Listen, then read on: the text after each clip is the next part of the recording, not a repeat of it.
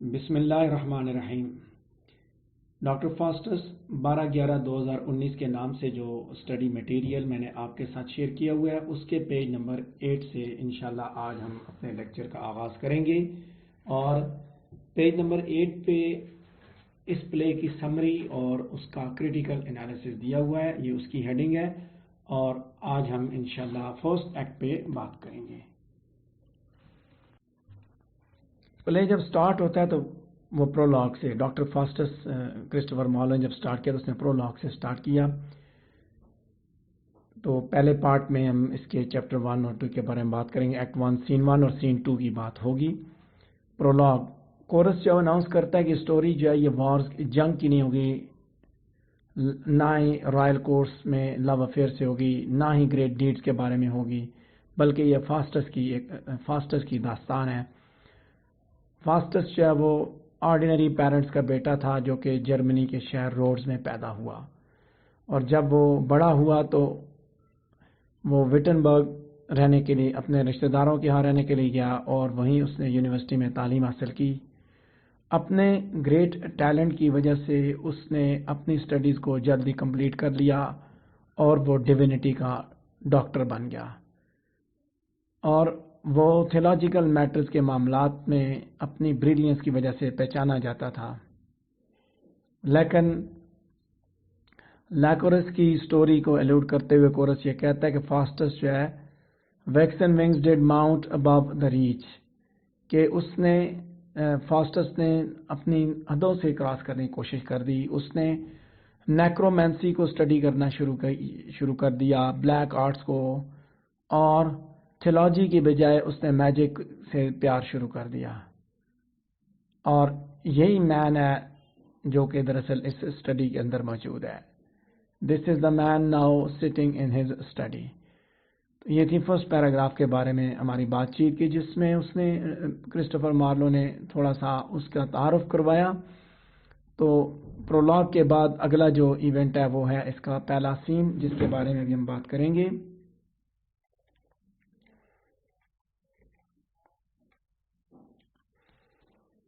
سین 1، act 1 کے سین 1 میں اپنی اسٹڈی میں تنہا بیٹھا ہوا ہے فاسٹس، تو وہ مختلف جو فیلڈز آف نالج ہیں ان کو کنسیڈر کرتا ہے، ان کے بارے میں بات کر رہا ہوتا ہے، سوچ رہا ہوتا ہے کہ کس کو وہ سلیکٹ کرے۔ تو پہلے وہ لاجک کو کنسیڈر کرتا ہے، جو کہ ایرسٹاٹل کی صورت میں اس کے سامنے موجود ہے۔ اس کے بعد وہ یہ کہتا ہے کہ he reads to dispute well logic's chiefest end, he says disdainfully, affords this art no greater miracle۔ اس کو ایسا لگتا ہے کہ یہ آرٹ بھی ابھی اس کے اندر بھی کوئی میریکل نہیں رہی، یعنی سب سے پہلے وہ لاجک کے بارے میں سوچتا ہے۔ یعنی میں نے پہلے جیسے سٹارٹ میں بات کی کہ اس کے اندر بہت ٹیلنٹ تھا، بڑا ذہین آدمی تھا فاسٹس، اسی کی یہ داستان ہے، اسی سے ریلیٹڈ یہ کہانی اس نے اٹھائی ہے، اس کی زندگی سے ریلیٹڈ۔ تو یہاں بھی وہی بات ہم کر رہے ہیں کہ اپنے اسٹڈی روم میں بیٹھا ہوا ہے، مختلف فیلڈز آف نالج اس کے سامنے پڑے ہوئے ہیں، اور وہ پہلے فیصلہ کرتا ہے کہ وہ لاجک کی طرف جائے گا۔ پھر اس کو یہ ایسا لگتا ہے کہ یہ آلریڈی وہ اچیو کر چکا ہے، اس کے گولز اچیو کر چکا ہے، اس میں مزید اس کے لیے کوئی انٹرسٹ نہیں موجود۔ اسی انداز میں وہ پھر باقی ڈسپلنز کو بھی کنسیڈر کرتا ہے۔ Medicine personified in ancient physician Galen, دو Faustus has become a great physician, medicine کو بھی کنسیڈر کرتا ہے۔ تو یہ بات ہمیں پتہ چلتی ہے کہ فاسٹس کو کہ اتنا بڑا فزیشین تو بن گیا، لیکن ابھی تک اس کے پاس وہ پاور نہیں آئی کہ وہ زندگی اور موت کو کنٹرول کر سکے۔ اگلا فیلڈ اس کے سامنے آتا ہے لا، جو کہ پرسونیفائی کیا گیا ہے ان دا کوڈیفائر آف رومن لا، جسٹینن۔ فاسٹس جو ہے نا اس کو ایک پیٹی سبجیکٹ کے طور پہ کنسیڈر کرتا ہے۔ اس کے بعد ایک اور فیلڈ اس کے سامنے ڈیوینٹی۔ تو فاسٹس جو ہے وہ مختلف جگہ پہ یہ چیز پڑھتا ہے کہ reward of sin is death, گناہوں کی سزا کیا موت ہے، اور اس کا مطلب کیا ہوا کہ دیٹ آل مین سن، کہ سارے لوگ گناہگار ہیں۔ وہ یہ وجہ تراشتا ہے کہ سارے لوگ وہ یہ کہتا ہے کہ سارے لوگ گناہ کرتے ہیں، اور جب سارے گناہ کرتے ہیں تو سارے ضرور مریں گے۔ تو اس ڈاکٹرائن کو بھی وہ ڈسمس کر دیتا ہے، ہی بیڈز ڈیوینٹی فیئر ویل، اس کو بھی چھوڑ دیتا ہے۔ یہاں یہ چیز سمجھے سن کی بات، کہ ہم جب کہتے ہیں نا کسی گناہ کے اس کے کوئی ایک گناہ کرنے پہ اس کو سزا دی گئی موت کی سزا، تو موت سزا نہیں ہے. اگر آپ اس کو غور سے دیکھیں تو موت کوئی سزا نہیں، موت تو اس کو ان پریشانیوں سے آزاد کر دینے والی بات ہے. وہ تو سارے لوگ مرتے ہیں، اگر موت سزا ہے تو مرتے تو سارے ہیں. تو یہ this is an ultimate reality, not a punishment. تو کہتے ہیں یہاں پہ جیسے سارے لوگ گناہ کرتے ہیں اور گناہوں کی سزا اگر جو نا the reward of sin is death, تو پھر تو ہم سب گناہ گار ہیں، ہم سب مرتے ہیں. کیونکہ ہم سب مرتے ہیں تو اس ڈاکٹرائن کو بھی ڈسمس کرتا ہے. نیکسٹ پیراگراف فاسٹس میجک کی طرف چلتا ہے. Delighted by the art he points out that even kings powers are limited within their territories. ٹھیک ہے، یعنی کہ وہ یہ اس کو اس بات کا پتہ ہے کہ بادشاہوں کی بھی جو طاقت ہے وہ اپنی ٹیریٹریز تک، اپنی سلطنت تک ہی محدود ہے. لیکن میجک کے ذریعے فاسٹس کہتا ہے کہ وہ ڈیمی گاڈ بن سکتا ہے، یعنی کہ وہ دیوتا بن سکتا ہے، خدا بننے کی کوشش کرتا ہے.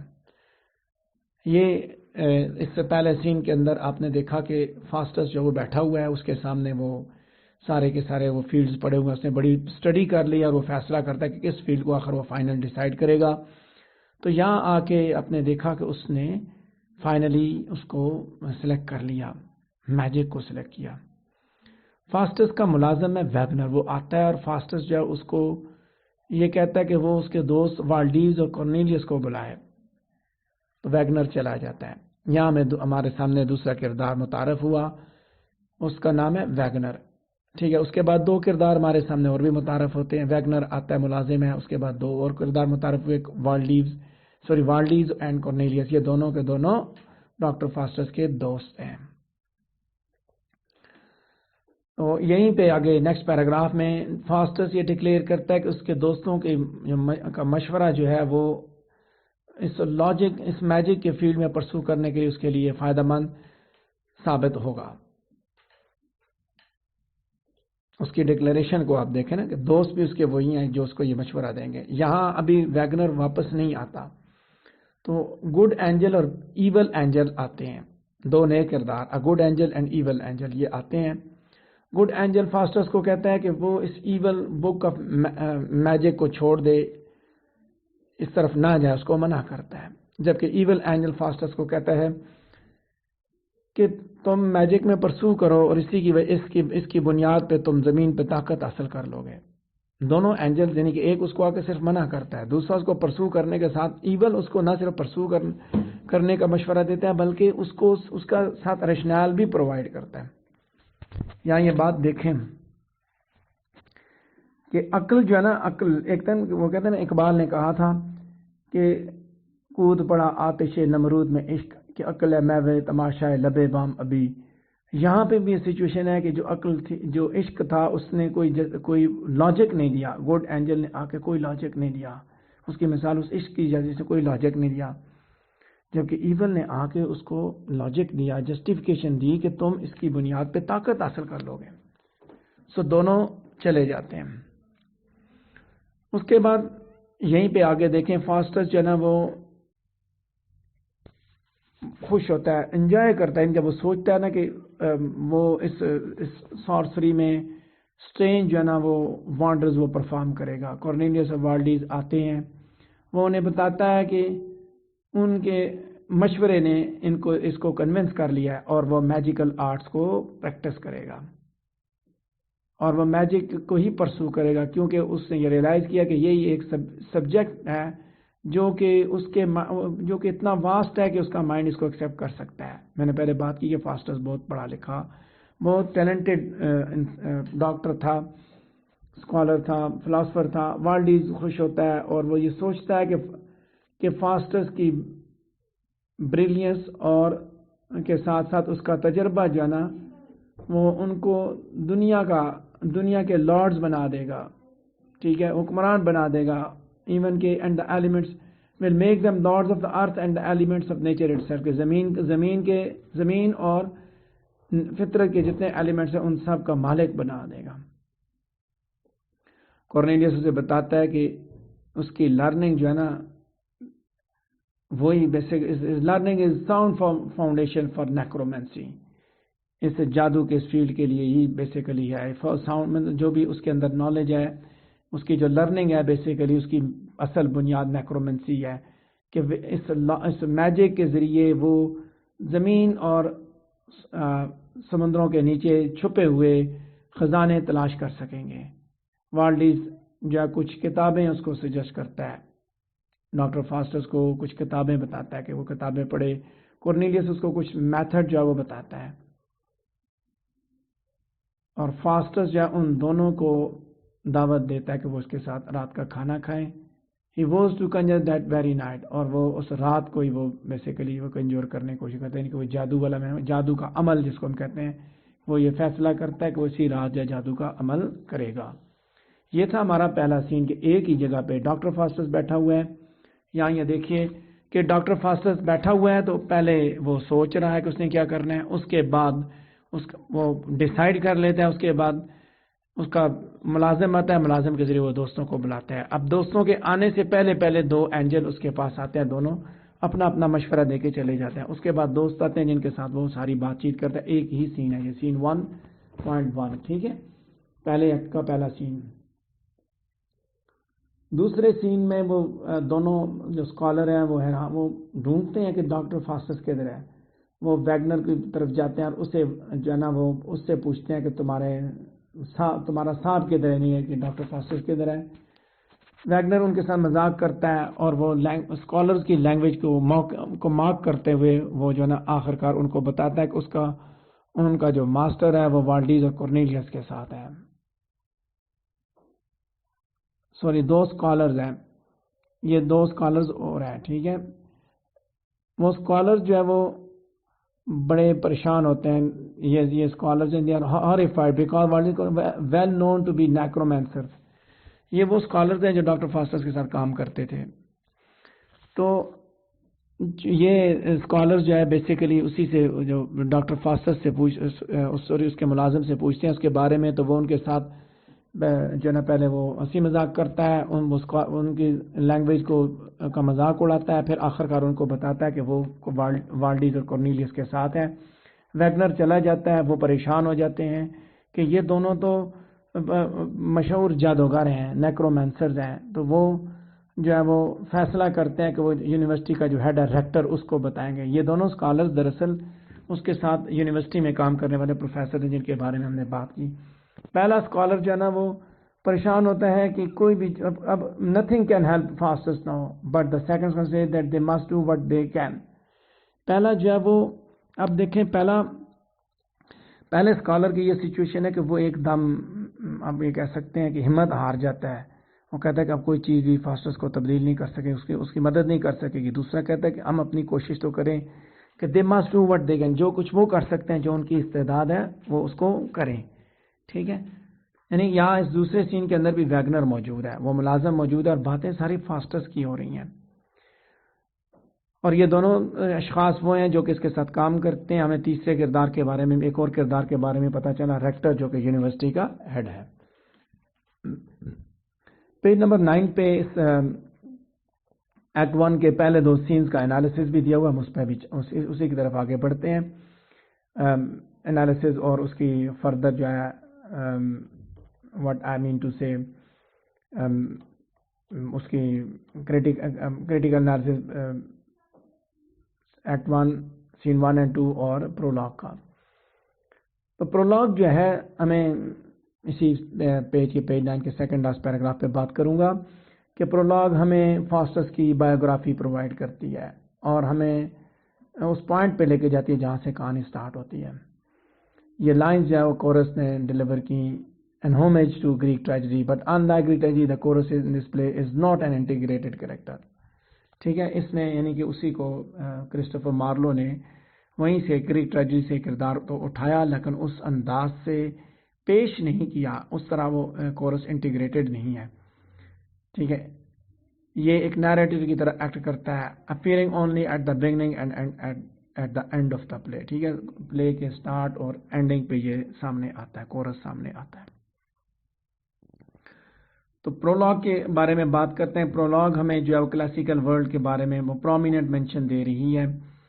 کورس جو ہے وہ مینشن کرتا ہے کہ God Mars, the battle of Thrasimene, یہ ساری کی ساری چیزیں کہتے ہیں اینڈ alludes to the اور اس کو لیکرس کی سٹوری کی طرف الوڈ کرتے ہیں. مارلو چونکہ لیٹن آتھرز کے بارے میں بڑی اچھی طرح جانتا تھا اور خاص طور پہ لو میکنگ الوژنز جو تھے اپنے پلیس کے اندر اووڈ سے ریلیٹڈ ان کے بارے میں اس نے بات کی تھی.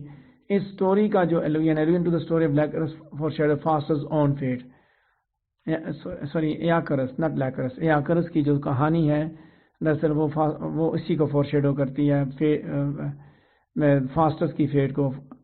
اب یہ کون ہے ایاکرس؟ ایاکرس وہ ہے جس نے who escaped from an island tower with the help of artificial wings crafted by his father Daedalus, ignored his father's warning not to fly too close to the sun. ایاکرس وہ ہے جو کہ ایک جزیرے کے ٹاور سے جو ہے نا وہ اپنے آرٹیفیشل ونگز کی وجہ سے وہ بھاگا اور یہ ونگز اس کے باپ نے اس کے جسم کے ساتھ کرافٹ کیے تھے لگائے تھے. اس نے اپنے باپ کی اس وارننگ کو بھی اگنور کر دیا جس میں اس نے کہا کہ وہ اتنی بلندیوں تک نہ اڑے مطلب سورج جتنی بلندیوں تک نہ اڑے. ایاکرس نے اس آرڈر کو اگنور کیا and the wax binding the wings melted. کیونکہ جب وہ بلندیوں تک اس نے اڑنے کی کوشش کی تو اس سے کیا ہوا کہ اس کے ونگ چونکہ وہ موم کے ساتھ جڑے ہوئے تھے وہ میلٹ ہونا شروع کیے. تو وہ young man plunging to his death وہ آ کے نیچے گرا مر گیا. سٹوری جو ہے نا کہتا ہے یہ سٹوری یہ والی جو کہانی ایاکرس کی جو کہانی ہے that became a symbol for hubris the danger of overreaching the limits of man. دیکھیں یہاں اس بات کو سمجھنا بڑے غور سے سمجھنا. ہم نے جب پرولاگ سٹارٹ کی تو میں نے وہاں پہ ویکسن ونگز ڈڈ ماؤنٹ ابو ہز ریچ یہاں ہم نے ورڈ یوز کیا فرسٹ پیراگراف میں. پرولاگ جہاں پہ لکھی ہوئی ہے وہاں یہ ورڈ بھی یوز کیا ہے. تو یہاں اس چیز کو آپ دیکھیے کہ ایاکرس اس نے وہاں سے اٹھایا اس کی کہانی اس نے جوڑی کہ اس کو اس کے باپ نے کچھ لمیٹیشنز بتائی تھی کہ سورج تک کی بلندیوں تک مت جاؤ ورنہ نقصان ہوگا. تو اس سے وہ لمیٹیشن سے آگے بڑھنے کی اس نے کوشش کی جو اس کی لمیٹیشن سے اوور ریچ کرنے کی کوشش کی تو الٹیمیٹلی اس کو موت کا سامنا کرنا پڑا. کہ انسان کی بیسیکلی یہی چیز یہی لمیٹیشن انسان کی لمیٹیشن ہی اس پلے کا بھی سینٹرل تھیم ہے. اور یہ دونوں چیزوں میں یعنی کہ کلاسیکل اور پیگن ورلڈ ویوز دونوں میں اس تھیم کو جو آپ دیکھ سکتے ہیں. نیکسٹ پیراگراف پیج نمبر 9 کا فرسٹ پیراگراف ہے جس پہ بھی بات کروں گا. فاسٹس کو اس کی اپنی ہی خوبیوں نے تباہ کیا. پیج نمبر 10 کے فرسٹ پیراگراف پہ ہوں. کورس ہمیں یہ بتاتا ہے کہ یہ ینگ مین یہ نوجوان آدمی بریلینٹ بھی ہے اور اس کی بریلینس نے اس کو ہیومن لرننگ کے معاملے میں بے صبرا کر دیا ہے اور اب اس لرننگ کی وجہ سے اب وہ میجک کی طرف بڑھتا چلا جا رہا ہے. اس نے سارے نالج سارا علم تو اس نے حاصل کر دیا تو اب یہ میجک کی طرف جا رہا ہے. فاسٹس کی لانگ سالوکی جو ہے نا وہ بیسیکلی اس کے کردار کو ہی انٹروڈیوس کرتی ہے. سالوکی کہتے ہیں سالوکی سالیچیوڈ تنہائی میں بولنا خود کلامی اس کو کہتے ہیں. ٹھیک ہے خود کلامی کے ذریعے ہمیں اس کے کردار کے بارے میں پتہ چلتا ہے. تو اس پلے کا بھی جو تھیم ہے بیسیکلی امپورٹنٹ تھیم ہے وہ یہی ہے سن آف پرائڈ. ٹھیک ہے کہ پرائڈ بیسیکلی تمام گناہوں کی ماں ہے. پرائڈ کی تکبر کی وجہ سے ہی سارے گناہ ہوتے ہیں. کسی قسم کا بھی نالج اس کے لیے سیٹسفیکٹری نہیں تھا اور یہی ڈس سیٹسفیکشن اس طرح کی ڈس سیٹسفیکشن دراصل پرائڈ کی وجہ سے تکبر کی وجہ سے بندے کے اندر آکڑ آ جاتی ہے یار یہ تو میں نے حاصل کر لیا یہ بھی مجھے آتا ہے یہ بھی کچھ اور پڑھوں کچھ اور سیکھوں. ٹھیک ہے تو وہاں سے آپ کو اندازہ ہوتا ہے کہ that is arguably the mother of all science کہ وہ ہیومن لمٹس تک محدود وہ نہیں چاہتا کہ وہ انسان کی جو لمٹس ہیں وہیں تک وہ بندھا رہے وہ پھنسا رہے وہیں تک محدود رہے. اور جب خاص طور پہ میڈیسن کو وہ کنڈیم کرتا ہے تو وہ کہتا ہے کہ Faust is not please by accomplishment as a physician though by him whole cities have escape the plague and 1000 desperate maladies been cured. کہ بڑے سارے کے سارے شہر جو ہیں ان کی تعاون سے وبا سے ان کو بچا دیا گیا اور بہت سی میلیڈیز ہیں ڈیسپریٹ میلیڈیز جو ہے وہ بھی کیور کر دی گئی. مطلب جو بیماریوں کی دوا بھی ایجاد ہو چکی ہے یعنی یہ کام ہو چکا ہے کوئی نیا کام کریں کہ زندگی کو بچانا جو ہے نا وہ دیٹ از ناٹ انف. فاسٹس کے نزدیک اگلی لائنز میں آپ دیکھیں کہ saving lives is not enough. فاسٹس want super nature power. کہ اس کو سپر نیچرل پاور کی ضرورت ہے جو عام آدمی کے پاس نہیں. Yet art thou still but Faustus and a man couldst thou make man to live eternally, or being dead raise them to life again, then this profession were to be esteemed. ایسا کچھ حاصل کرے کہ جو مر گیا ان کو زندہ کرے, زندگی ان کو مار دے, یہ پروفیشن ہے کہتے ہیں جس کی عزت ہوگی, لوگوں کو قابو کرے گا. سو یہاں اس کی تھاٹ کو آپ دیکھیں تو اس کی تھاٹ بھی اسی طرح کی ہے. He is expressing in the next lines, یعنی کہ انہی لائنز کے اندر وہ ڈسرسپیکٹفل تھاٹ کو بھی ایکسپریس کر رہا ہے نا, انہی لائنز کے اندر. اور جب آپ دیکھتے ہیں کرسچن بلیف سسٹم کے اندر کہ زندگی کے اوپر طاقت حاصل کرنا, زندگی اور موت کے اوپر طاقت حاصل کرنا, یہ صرف خدا کے پاس ہے, خدا ہی صرف حاصل کر سکتا ہے. اور مردے کو زندہ کرنا صرف کرائسٹ ہی کر سکتا ہے. یہ میں کرسچن بلیف کی بات کر رہا ہوں, یاد رکھنا. اور یہ ساتھ ساتھ یہ صرف خدا کی طاقت ہے within at the end of time. کہتے ہیں کرائسٹ کی قربانی سے موت جو ہے وہ تو فتح ہو گئی ہے, لیکن اور اس کے ساتھ ساتھ خدا کی مہربانی سے سنر بھی جو ہے نا کین بی ریبورن, گناہگار کو بھی دوبارہ پیدا کیا جا سکتا ہے.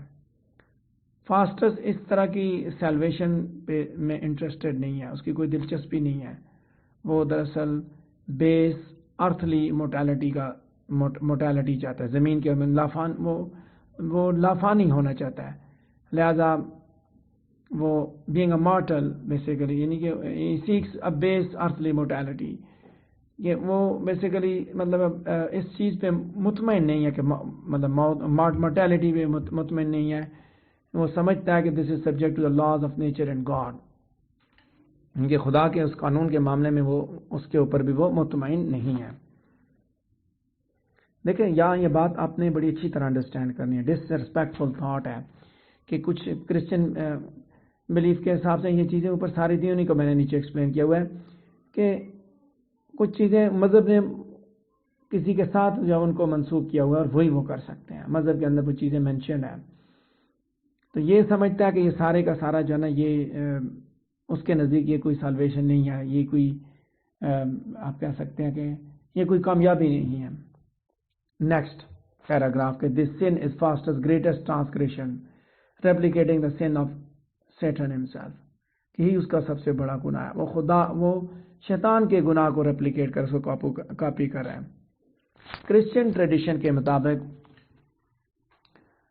یہ کہا جاتا ہے کہ شیطان جو ہے وہ دراصل ایک فرشتہ تھا, ایک اینجل تھا, لیکن اس نے خدا کا مقابلہ کیا اور خدا کے معاملات میں اس کے ساتھ بغاوت کی, جنت میں سے بغاوت کی.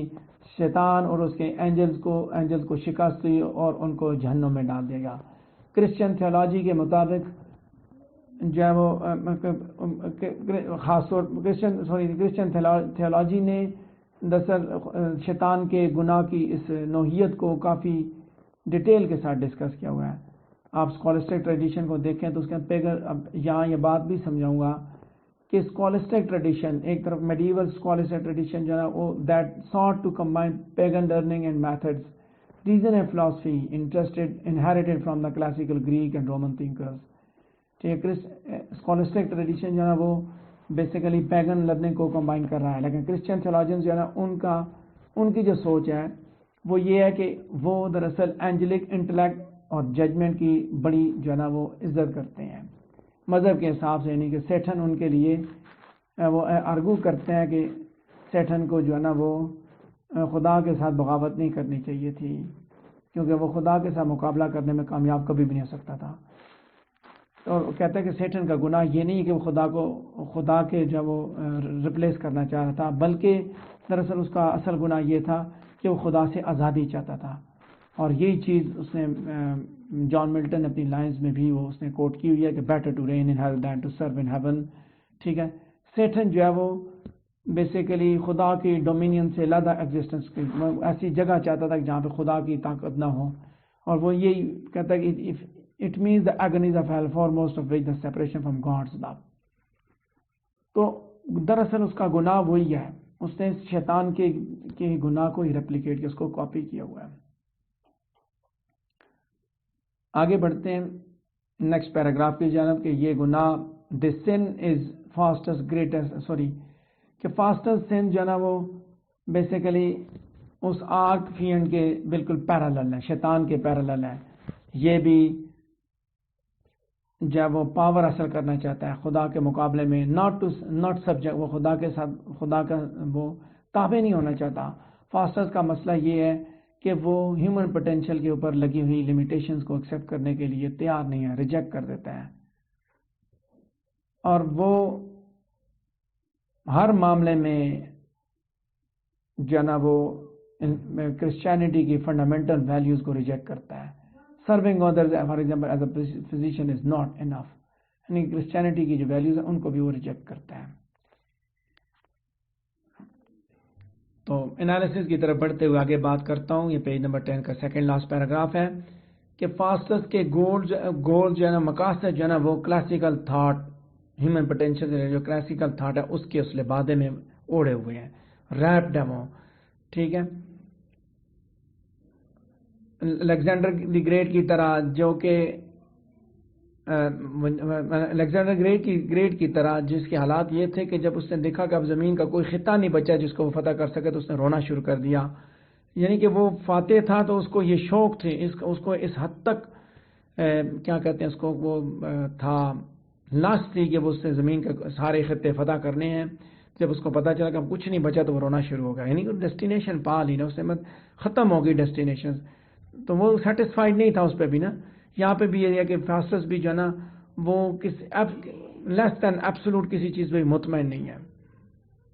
لہذا اگر rediscovery of classical learning in the Renaissance جو ہے نا اس نے ہیومن پوٹینشیل کے نیو اپریزل کو لیڈ کیا، تو ڈاکٹر فاسٹس جو ہے نا وہ basically classical view of humanity اور کرسچین جو ہے ویو ہے، ان دونوں کے درمیان ٹینشنز کو ریویل کرتا ہے.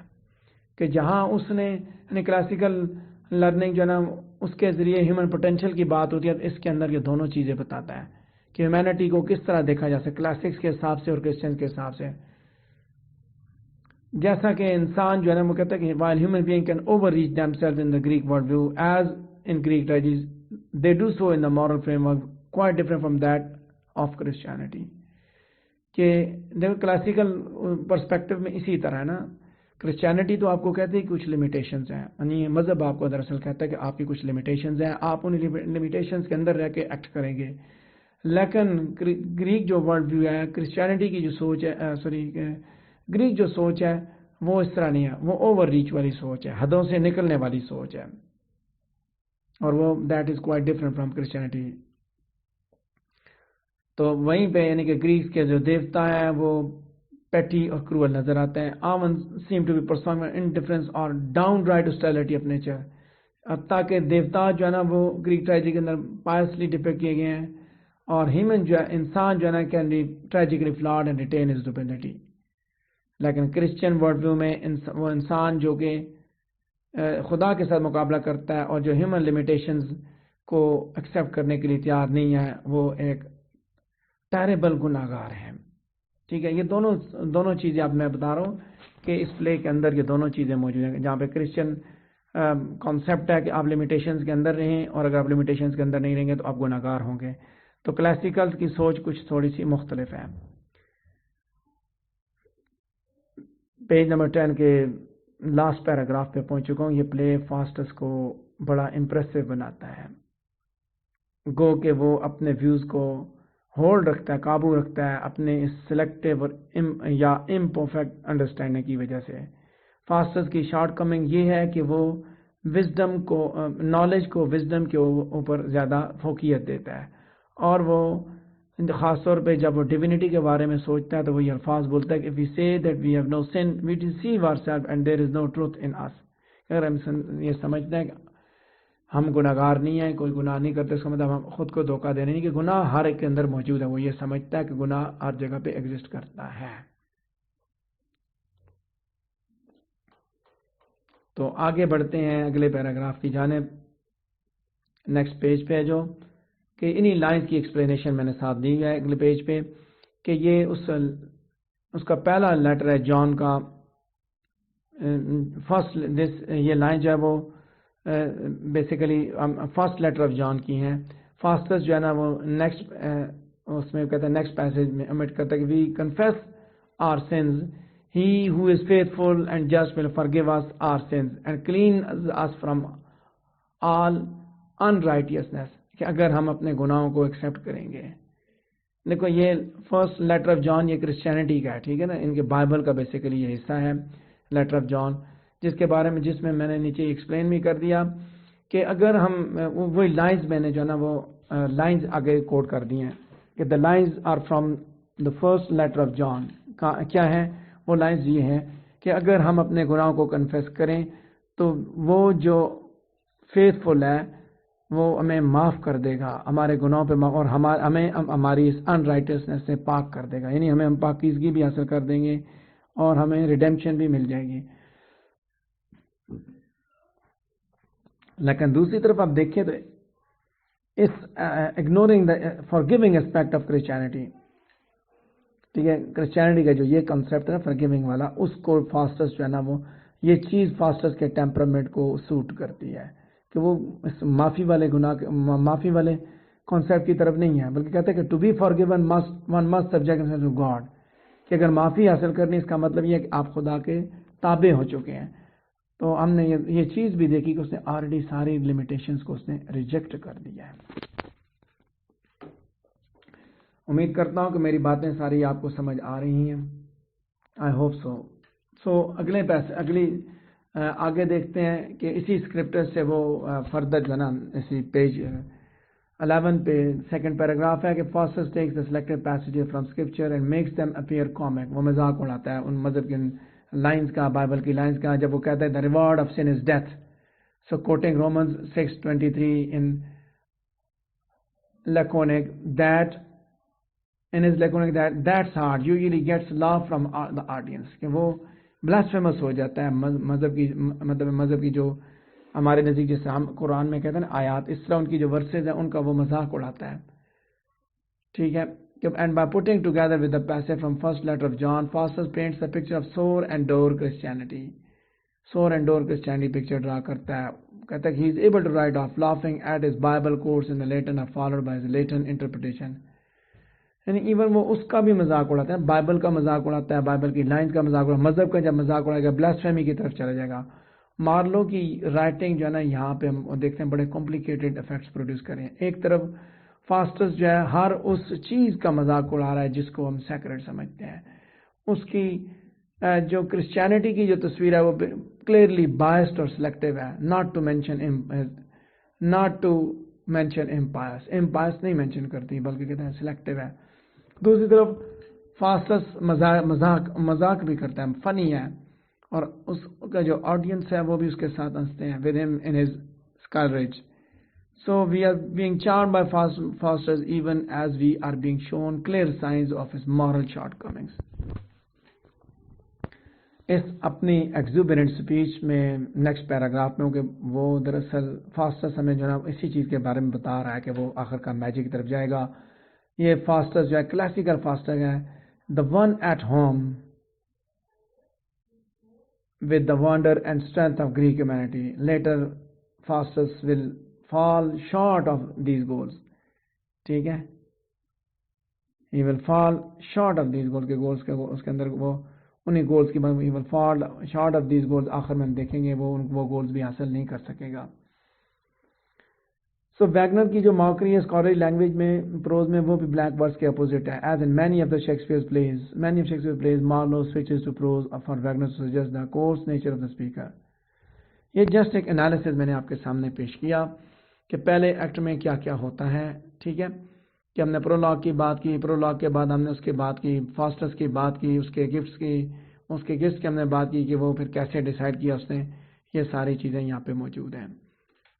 ٹھیک ہے جی, تو یہ تھا آج کا ہمارا پہلا ٹاپک جس پہ ہم نے بات کرنی تھی. پہلا ایکٹ 1 سین 1 and 2 دو پہلے ایکٹ کا پہلا پارٹ میں نے آج آپ کے سامنے بیان کیا. تو ابھی آپ سے میری گزارش ہوگی کہ یہ آڈیو سننے کے بعد، چونکہ اس میں اس ڈرامے کو انڈرسٹینڈ کرنے کے لیے میں نے ساری چیزیں ساتھ ساتھ رکھی ہیں، کریٹیکل سمری ساتھ رکھی ہے، اسی لیے رکھی ہے کہ تاکہ آپ اس کو ڈیپلی انڈرسٹینڈ کر جائیں. کیونکہ اگر میں جسٹ اس کو جو ہے نا وہ اسی طرح چھوڑ دوں، چیزوں کو آن دا وے چھوڑ دوں، تو مجھے ڈر لگے گا کہ آپ کو چیزوں کی سمجھ نہیں آئے گی. ٹھیک ہے، تو یہاں ہی اسی جگہ پہ اس کو سٹاپ کریں گے، اور آپ کے لیے بھی چھوڑوں گا کہ آپ اس پلے کو دیکھیں اور پھر اس کے بعد اس ایکٹ کو دیکھیں اور ان چیزوں کو آپ ساتھ ساتھ وہ کریں. واٹ آئی مین ٹو سے، یہی جو میں نے انالیسز آپ کے سامنے پیش ہے، اس انالیسز کو پھر پڑھیں. ٹھیک ہے، اس ڈرامے کو بڑی اچھی طرح انڈرسٹینڈ کرنا ہے. اس میں بہت سی چیزیں جو بعد میں، کیونکہ 70 پیجز ڈاکومنٹ ہے، بہت امپورٹنٹ ڈرامہ ہے یہ. ٹھیک ہے، آپ کے کورس میں سب سے امپورٹنٹ ڈرامہ یہی ہے. اس میں سے بہت سی چیزیں آپ کو بعد میں بھی آپ کو انڈرسٹینڈ کرنے کے لیے، سمجھنے کے لیے، بار بار پوچھی جانے کے لیے آپ کو جو ہے نا وہ انڈرسٹینڈ کرنے کے لیے ضروری ہے. اس لیے بار بار اس کو اسٹڈی کرنا ہے. ٹھیک ہے، تو آج کی کلاس یہاں ہی تک رکھیں گے. امپورٹنٹ ٹیکسٹ بھی جو آپ نے بات کی کہ دیکھیں آپ کے سامنے میں نے پیش کر دیا. اب اس میں امپورٹنٹ تو ہر چیز ہوتی ہے کتاب کے اندر، ان امپورٹنٹ چیزیں کتاب کے اندر نہیں ہوتی. ٹھیک ہے، یہ یاد رکھیے گا. جیسے آپ نے کوشچن کیا کہ ٹیکسٹ کون سا امپورٹنٹ ہے، بھائی سارے کا سارا امپورٹنٹ ہے. میں نے آپ کے سامنے ٹیکسٹ ہی بیسیکلی ایکسپلین کیا ہے. ٹھیک ہے، ایکٹ 1 سین 1 میں کیا ہوا، ایکٹ 1 سین 2 میں کیا ہوا، وہ میں نے بتا دیا آپ کو. اب ایکٹ 1 سین 3 to 5 یہ انشاءاللہ ہم کل پڑھیں گے. ٹھیک ہے، تو ایک ایک اس کے ساتھ ساتھ چلتے جائیں تاکہ چیزیں کمپلیٹ فارم میں آپ کے پاس پیش ہوں. تو یہیں اس کو آج کی براڈ کاسٹ کو سٹاپ کرتے ہیں اور آپ کے لیے بھی کلاس چھوڑتا ہوں. اگر آپ کا کوئی کوشچن ہے تو آپ یہاں پہ کمنٹ کر سکتے ہیں. میں آپ کا انتظار کروں آپ کے سوالوں کا. امید ہے کہ ماہم علی، مائب شیخ، کائنات عقیل، ماہرہ مائی، آپ لوگ مجھ سے کوشچن کریں گے. میں آپ لوگوں کے سوالوں کا جواب دینے کے لیے تیار بیٹھا ہوں.